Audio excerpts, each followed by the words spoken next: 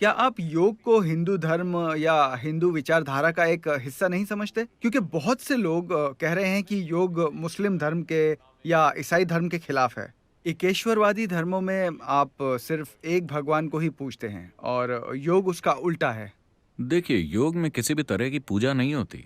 वैसे भी मैं आपको बता दूं, ऐतिहासिक रूप से योग सभी धर्मों के आने के पहले से मौजूद है। ये 15,000 साल से अधिक पुराना है, जब आदि योगी ने पहले योग सूत्र दिए थे।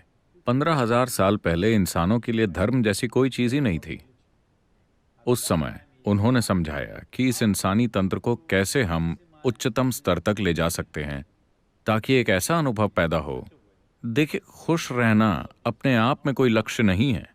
अगर आप अपने खुद के स्वभाव से ही खुश हैं, तो इसका मतलब है कि आपके अंदर दुखी होने का डर चला गया है।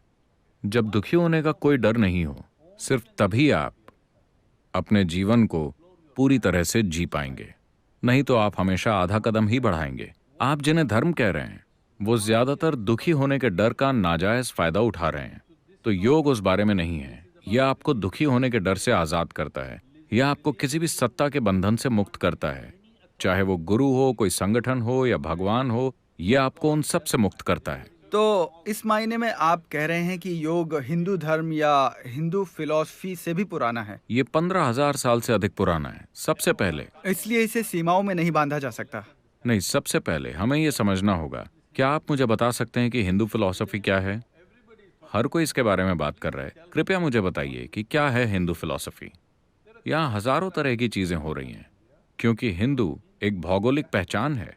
हिमालय और इंदु सागर, हिंद महासागर को पहले इसी नाम से जाना जाता था। इनके बीच की जो भूमि है, वो भूमि हिंदू है। तो जो भी इस भूमि पर पैदा हुआ वो हिंदू है। इस धरती पर पैदा हुआ केंचुआ भी एक हिंदू केंचुआ है। जब आप कहते हैं कि अफ्रीका में पैदा हुआ हाथी अफ्रीकी हाथी है, तो ये हिंदू केंचुआ क्यों नहीं है? क्योंकि अब आप राजनीतिक झमेलों में उलझ गए हैं और उस वजह से कहते हैं कि हिंदू का मतलब ये है वो है।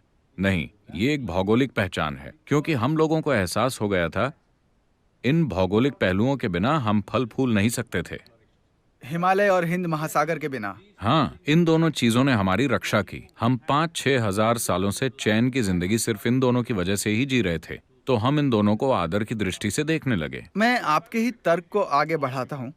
अगर कोई इंसान पाकिस्तान में पैदा हुआ है या नेपाल या बांग्लादेश या भूटान या श्रीलंका में या उत्तर प्रदेश में जन्मा कोई मुसलमान या केरल में पैदा हुआ कोई ईसाई, वो सभी हिंदू हैं। भौगोलिक दृष्टि से।